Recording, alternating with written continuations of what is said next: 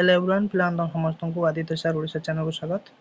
हमें आज देखिबा अष्टम श्रेणी जो नुआ बही तमर आछि तार द्वितीय विषय। प्रथम विषय हमें पढ़ी सारथिले आशा उत्कल।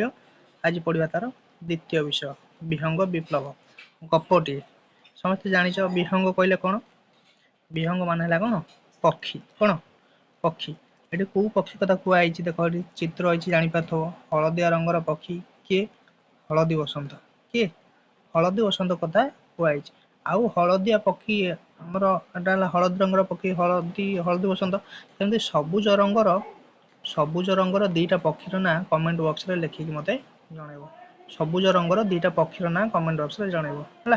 देखो डेरी करबानी बड्ड गपटाटा देखिबा। आगु लिखिछन्ती किए ना नीलमणि साहू महापात्र नीलमणि साहू। कोन है देखिबा गप। थर थर करी तीनी थर आंब गछर डाଳରେ बसा बांधिलाणी हळदी बसंत। आंब गछर डाଳରେ थर थर करी तीनी थर आंब गछरे बसा बांधि सारलाणी। मात्र तीनी थर जाक बुढ़ा माଙ୍କड़ से डाଳରେ डेई ता गछ बसा को भांगी दउछि। तीनी थरांग ये बसा बांधि चलीछि भांगी दउछि आसी के माଙ୍କड़। को गछरे बसा बांधुछि मन रखता जो जो कथा कहउछि। को गछरे बसा बांधिछि? आंब गछरे। को गछ? आंब गछरे बसा बांधिछि हल्दी बसंत। तीनी थरांग बुढ़ा माଙ୍କड़ भांगी दउछि। जेते काकुति मिनती करी कहिले भी बुढ़ा माଙ୍କड़ ता कथा सुनिबाकू नाही। बुढ़ा माଙ୍କड़ को बहुत थर जाई कहलाणी माଙ୍କड़ भाई मो गछ तू भांगेना। माଙ୍କड़ कहीं जाउथला सुनियाकू। माଙ୍କड़ को तो भल लागुछि ना से शुणुनी जमा भांगी दउछि। माँ हळदी बसंतर मुंडरे चिंता माड़ी बसिलाणी। बसंत ऋतु बा आउ केते दिन रहिबो। साहाड़ा गछ मानकरे फूल कसी धरिलाणी। आउ अल्प दिन रे पाच हळद गुरु गुरु दिसिबो। बुढ़ा माଙ୍କड़ अच्छा बुदा मानकरे शगड़ बाटुआ कोली पाची लाल टहटह दिसिबो।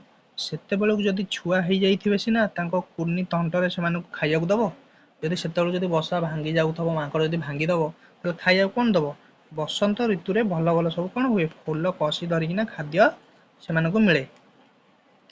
सेतेबेलକୁ जदि छुआ हेई जाइथिबे सिना सेमानकु कुर्नी तंटरे ए सब मिठा पाचिला कोली खाइयाकू दबो।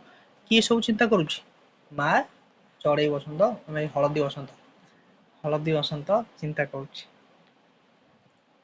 କିନ୍ତୁ ଏ ପର ଘର ଭଙ୍ଗା ବୁଢା ମାଙ୍କଡ଼ ତ ମୂଳରୁ ବସା ରଖେଇ ଦଉନି। ସେ ଅଣ୍ଡା ଦବ କେବେ ଆଉ ଛୁଆ ହବ କେବେ? ବୁଢା ମାଙ୍କଡ଼ ତା ଗଛରେ ଯୋଉ ଆମ୍ବ ଗଛରେ ବସା ବାନ୍ଧୁଛି ସବୁବେଳେ ଭାଙ୍ଗି ଦଉଛି। କୁଳୁରୁକୁଳୁ ଆସିଗଲା କିଏ? ଆଉ ଗୋଟା ବସନ୍ତ ହଳଦୀ ବସନ୍ତ। ପୁରୁଷ ହଳଦୀ ବସନ୍ତ କୁଆଡୁ ବୁଲି ଆସି ମା ହଳଦୀ ବସନ୍ତ ପାଖରେ ବସିଲା। ତାର ହଳଦିଆ ସୁନା ଦେହଟି ଖରାରେ ମଳିନ ଦିଶୁଥାଏ। ଯାଇଛି ବାପା ଆମର ଯେମିତି ସବୁ ଯାଆନ୍ତି ବାହାରକୁ କାମ କରି ଆଣିଲେ ସିନା ଆମେ ଖାଇବା ନା ନାଇଁ। ସେମିତି ଏଇ ପୁରୁଷ ହଳଦୀ ବସନ୍ତ ବି ବାହାରକୁ ଯାଇଥିଲା ଖାଦ୍ୟ ଆଣିବାକୁ ନା ନାଇଁ। ଖରା ଯୋଉ ହେଇଛି ଖରାରେ ବୁଲି ବୁଲି ଆମେ ଥକି ଯାଉନି ସେମିତି ସିଏ ବି ଥକି ଯାଇଛି। କହିଲା ବୁଝିଲ ପାଖ ଆଖରେ ଆଉ କୋଉ ଗଛ ଫାଙ୍କା ନାହିଁ। ଅନ୍ୟ ଚଢେଇ ମାନେ ସବୁ ଗଛରେ ବସା ବାନ୍ଧି ଅଣ୍ଡା ଦେଇ ସାରିଲେଣି। କେତେକ ମଧ୍ୟ ଅଣ୍ଡା ଉଷୁମଉଛନ୍ତି। ଆଉ କେତେକଙ୍କର ଛୁଆ ଫୁଟିଲାଣି। ଆମେ ଏବେ କଣ କରିବା? କିଏ କହିଲା? ପୁରୁଷ ହଳଦୀ ବସନ୍ତ କହିଲା। ତାର ଭାରି ଚିନ୍ତା। ସେ କୁଆଡେ ଯାଇଥିଲା ଆଖପାଖରେ ଆଉ ସବୁ କୋଉ ଗଛ ଅଛି ଦେଖିବାକୁ। କଣ ପାଇଁ ନା ବୁଢା ମାଙ୍କଡ ତ ଏ ଆମ୍ବ ଗଛରେ ରଖେଇ ଦଉନି। ଅଲଗା ଗଛରେ ଯାଇକିନା ହେଲେ ସେମାନେ ବସା ବାନ୍ଧି ଚଳିବେ। ମା ହଳଦୀ ବସନ୍ତ ଦୁଃଖରେ କାନ୍ଦି ପକାଇଲା। କାନ୍ଦି କାନ୍ଦି କହିଲା ସେ ନିଆଁ ଗଳା ବୁଢା ମାଙ୍କଡକୁ ଜବତ କରିବା ପାଇଁ ଏଠି କଣ କେହି ନାହିଁ? ରାଗିଗଲେଣି ମାଙ୍କଡ ତ ଏମାନେ କିଛି କ୍ଷତି କରିପାରୁନାହାନ୍ତି। ତେଣୁ ରାଗିକିନା କହିଲା। ସେଇ ସମୟରେ ଆଙ୍କ ସବୁ କଥାକୁ ଶୁଣୁଥିଲା କାଉ। କିଏ ଶୁଣୁଥିଲା? କାଉ। କା କା କା ଡାକେ କିଏ? କାଉ ରାବେ ନା ନାଇଁ। ସେମାନଙ୍କର ବନ୍ଧୁ ଡାମରା କାଉ ହଠାତ୍ ଆସି ପହଞ୍ଚିଲା। ସବୁ ଶୁଣି ସାରି ସେ କହିଲା ତମେ ମାନେ ଆଉ ମନ ଦୁଃଖ କରନା ବା ତମେ ମାନେ ହେଲା ବଡ ଭୀରୁ। ଭୀରୁ କହିଲେ କଣ ବିଲେ? ଭୀରୁ କହିଲେ କଣ? ଡରୁ ପୁରା କଣ ଡରୁଆ। ବୁଢା ମାଙ୍କଡଟାକୁ ଜବତ କରିପାରୁନ? ଆମେ କାଉ ମାନେ କାହାରି ଅତ୍ୟାଚାର ସହିପାରିବୁ ନାହିଁ। କି ଆମ ପ୍ରତି କିଏ ଖରାପ ବ୍ୟବହାର କଲେ ତାକୁ ଆମେ ଥଣ୍ଟରେ ନଖରେ ବିଦାରି ଅସ୍ତବ୍ୟସ୍ତ କରିଦବୁ। ସର୍ବସାଧାରଣ ରାସ୍ତା ଉପରେ ସମସ୍ତେ ମିଶି ବଡ ପାଟିରେ ତାକୁ ଗାଳି ଦବୁ। ଦେଖୁନ କାଉ ଯେତେବେଳେ ଏକାଠି ସବୁ ମିଶିଯିବେ କା ଚିଲେଇବେ ଧରି କାହାକୁ କୁଆଡେ ରଖେଇ ଦେବେନି ନା ନାଇଁ। ତାର ଇଜ୍ଜତ ମହତ ସାରିଦବୁ। ସେଥିପାଇଁ ତ ବୁଢା ମାଙ୍କଡ ଆମ ବସାର ଛାଇ ମାଡେନି। କିଏ କହିଲା? କାଉ କହିଲା। ପୁରୁଷ ହଳଦୀ ବସନ୍ତଟି କହିଲା କାଉ ଭାଇ ଆମେ ଆଉ କଣ କରିବୁ କୁହ? ତାକୁ ଯେତେ ନେହୁରା ହେଇକି କହିଲୁ ସେ ଆମ କଥା ଜମା ଶୁଣୁନି। ନେହୁରା ହେଇକି ମାନେ କଣ, କାକୁତି ମିନ ଦେଇକିନା ତାକୁ କହିଲେ, ବହୁତ ପ୍ରକାର ତାକୁ ଅନୁରୋଧ କଲେ, କିନ୍ତୁ ବୁଢା ମାଙ୍କଡ ଜମା କିଛି ଶୁଣୁନି। ଆମେ ହେଲୁ ଗାୟକ ଜାତି। ଗାୟକ ଜାତି କହିଲେ କଣ, ସେ ଗୀତ ସବୁ ବୋଲନ୍ତି। ହଳଦୀ ବସନ୍ତର ଗୀତ ଶୁଣିବାକୁ ଭଲ ଲାଗେନି, କୁ କୁ ରାବନ୍ତି ବସନ୍ତରେ। ବସନ୍ତରେ ଏଇ ଦେଖ, ବସନ୍ତ ଋତୁରେ ଗୀତ ବୋଲିବା ଆମର କାମ। ଆମେ ତ ଆଉ ତମ ଭଳିଆ ଲଢୁଆ ଜାତୁ ନୋହୁଁ ଯେ ମାଙ୍କଡ ସାଙ୍ଗରେ ଆମେ ଲଢିବୁ। ଏଇ ସମୟରେ ଆକାଶରେ ଶୁଭିଲା ଚିରିଙ୍ଗ ଚିରିଙ୍ଗ ଚିରିଙ୍ଗ ଚିରିଙ୍ଗ। କିଏ ଆଇଲା ନା, କାଉ ତା ଡେଳା ଦୁଇଟିକୁ ଉପରକୁ ବୁଲାଇ ଥଣ୍ଟ ଟେକି କହିଲା, ଓ ଗଙ୍ଗେଇ ମହାରାଜ ପରା, ଆସିବା ହେଉ ଆସିବା ହେଉ। ଗଙ୍ଗେଇ ଆସି କାଉ ପାଖରେ ବସିଲା। ଇଏ ଆଉଟା ଚଢେଇ। କାଉ ପଚାରିଲା, ଆଉ କଣ ସବୁ ଖବର ଗଙ୍ଗେଇ ମହାରାଜ? ଆଜିକାଲି ତ ତୁମ ମାନଙ୍କର କଚେପ ବାର। ଗାଡିଆ ପୋଖରୀ ତ ଶୁଖି ଆସିଲାଣି, ମାଛ ଦିଟା ଭଲ ମିଳୁଥିବ। ମାଛରଙ୍କା ଯୋଉ ଖାଇଯାଇ ଯାଇନା ଖୁଣ୍ଟିକିନା, ନାଇଁ? ଗଙ୍ଗେଇ କହିଲା, ନାଇଁ ହୋ, ମଣିଷଙ୍କ ପେଟକୁ ତ ସବୁ ନିଅଣ୍ଟ ପଡିଲାଣି। ଗାଡିଆ ପୋଖରୀରେ କୁଜି ଗେଣ୍ଡାଟିଏ ବି ମିଳିବା କଷ୍ଟକର। ମଣିଷ ତ ମାଛ ଟିକେ ହେଲା, ପୋଖରୀ ପାଣି ଶୁଖିଲା, ମାଛ ଯାଇକିନା ଧରିକି ନେଇଆଇଲା। ଆଉ ସେମାନେ ବା ଖାଇବେ କଣ? କିଏ କହୁଛି? ଚଢେଇଟା କହୁଛି। ତାପରେ ହଳଦୀ ବସନ୍ତ ଉଦ୍ଦେଶ୍ୟରେ କହିଲା, ହଳଦୀ ବସନ୍ତ ଭାଇ, ଚାରିଆଡେ ଏତେ ରଙ୍ଗର ଫୁଲ, ଏତେ ପ୍ରକାର କୋଳି, ଆଉ ଏତେ ସୁନ୍ଦର ପବନ। ଗାଓ ମ ଗୋଟାଏ ଗୀତଟେ ଗାଓ, ଆମେ ଟିକେ ଶୁଣିବା। ଅନେକ ଦିନୁ ଭଲ ଗୀତ ଶୁଣିନୁ। ଆର ତ ମନ ଦୁଃଖ। କାହାର? ହଳଦୀ ବସନ୍ତର।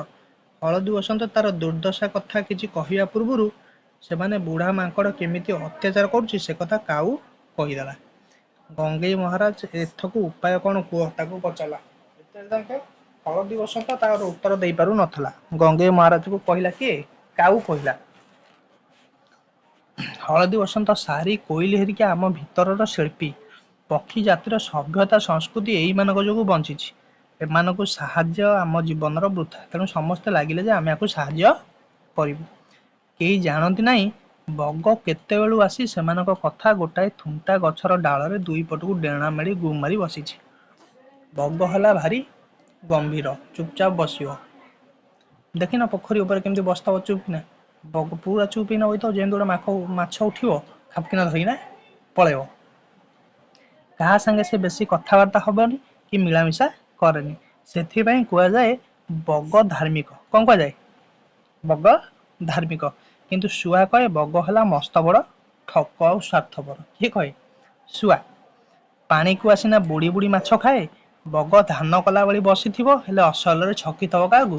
ମାଛକୁ। ଯେମିତି ଗୋଟାଏ ମାଛ ଉପରକୁ ଟିକେ ବାହାରିଛି, ଖାପକିନା ମାଡି ବସିବ। ସାରି କହେ ବଗ ଟିକିଏ ଗୋରା ବୋଲି ତାର ଭାରି ଗର୍ବ। କଳା ରଙ୍ଗର ଚଢେଇ ମାନଙ୍କୁ ସେ ଘୃଣା କରେ। କାଉ କଳା, ତେଣୁ ବଗ ତା ପାଖକୁ ପୁରାଏ ନାହିଁ। ଏଇଠି ଦେଖ କୋଉ ରଙ୍ଗର ପକ୍ଷୀ କେତେଟା ସବୁ। ମୁଁ ଫାଷ୍ଟ ତମକୁ ସବୁଜ ରଙ୍ଗର କମେଣ୍ଟରେ କହିଥିଲି ଲେଖିବାକୁ, ଏବେ କମେଣ୍ଟ ଆଉଥରେ କର। କଳା ରଙ୍ଗର କେତେଟା ପକ୍ଷୀର ନାଁ କହିବ, ଆଉ ହଳଦୀ ରଙ୍ଗର ପକ୍ଷୀ, ସବୁଜ ରଙ୍ଗର ପକ୍ଷୀ, ଧଳା ରଙ୍ଗର ପକ୍ଷୀର ନାଁ ସବୁ କେତେଟା ଯେତେଟା ଜାଣିଛ କହିବ। ପକ୍ଷୀ ଜଗତର ଶ୍ରେଷ୍ଠ ସ୍ୱର କୋଇଲି ରଙ୍ଗ କଳା ବୋଲି ବଗ ମଧ୍ୟ ତାକୁ ଖାତିର କରେ ନାହିଁ। ପକ୍ଷୀମାନଙ୍କ ଭିତରେ ଶ୍ରେଷ୍ଠ ପକ୍ଷୀ କିଏ? କୋଇଲି। କଣ ପାଇଁ ନା ସେ ଗୀତ ଗାଇ ଗାଇକିନା ରହେ ନା ନାଇଁ। ଏ ଦେଖିଲ କେତେ ସୁନ୍ଦର ସୁନ୍ଦର କେତେ ପକ୍ଷୀ ସବୁ, ନା ନାଇଁ। ତାପରେ ଦେଖ କଣ ହେଲା। କାଉ ଏଡେ ବଡ ପାଟିରେ କଥା କହୁଥିବା ଶୁଣି ବଗ ଆଉ ସମ୍ଭାଳି ପାରିଲା ନାହିଁ। ସେ ଉଦ୍ଧତ କଣ୍ଠରେ ସେଠୁ ବାହାରିଲା, କକ୍ କକ୍, ତାର ଯୋଉ ସ୍ୱର। ହେ ମୂର୍ଖ କଳା କାଉ, ବେଶୀ ଗୁଡାଏ ରାଉ ରାଉ ହୋନା। ଶିଳ୍ପୀ ମାନଙ୍କ ପାଇଁ ତୋର ହୃଦୟ କେବେଠାରୁ ଏତେ ବ୍ୟାକୁଳ ହେଲା ମ? ଏଇ ହଳଦୀ ବସନ୍ତ, କୋଇଲି ଆଦି ଶିଳ୍ପୀ ମାନଙ୍କ ପାଇଁ ମୋର ତିଳେ ହେଲେ ଦୟା ନାହିଁ। ଏମାନେ ହେଲେ ବିଦେଶୀ। ବର୍ଷ ଯାକ ଏମାନେ କୋଉଠି ଥାଆନ୍ତି କେହି ଜାଣନ୍ତିନି। ଏଇ ବସନ୍ତ ଋତୁ ଆସିଲେ ଦଳ ଦଳ ହେଇ ଢଙ୍ଗ ଦେଖେଇ ଆମ ଉପରେ ଆସିକି ଭାଗ ନିଅନ୍ତି ବସନ୍ତି। ତେଣୁ ମୁଁ ଆଙ୍କୁ ସାହାଯ୍ୟ କରିବି ନାହିଁ। ହଳଦୀ ବସନ୍ତର ମନ ଟିକେ ଦୁଃଖ ହେଲା, ଟିକିଏ ରାଗିଗଲା ବି। ତଥାପି ତାର ସୁଲଭ ମଧୁର ଗଳ କଣ୍ଠରେ କହିଲା, କୁଳୁରୁ କୁଳୁ କୁଳୁରୁ କୁଳୁ, କଣ ତାର ଯୋଉ ଭାବଟା କୁହଟା, ଯେମିତି କାଉ ଯେମିତି କା କା କରେ, ଇଏ ସେମିତି। ଦେଖ ଭାଇ ବଗ, ଆମେ ହେଲୁ ଶିଳ୍ପୀ। ସମଗ୍ର ବସୁଧା ଆମର ଜନ୍ମଭୂମି। ଆମେ କାହାକୁ ପର ଭାବୁନୁ କି କାହାକୁ ଆମର, ସମସ୍ତଙ୍କୁ ଆମେ ନିଜର ଭାବୁଛୁ। କାହାକୁ ଆମେ ପର ଭାବୁନୁ। ବହୁତ ବଡ ଗପଟା ବୋଲି ଏଇ ଯାଏଁ ଥାଉ। ଆ ପର ଚାପ୍ଟରରେ ଆମେ ନେକ୍ସଟ କମ୍ପ୍ଲିଟ କରିବା। ଆକୁ କଣ ହେଲା ମାଙ୍କଡର କଥା ଦେଖିବା।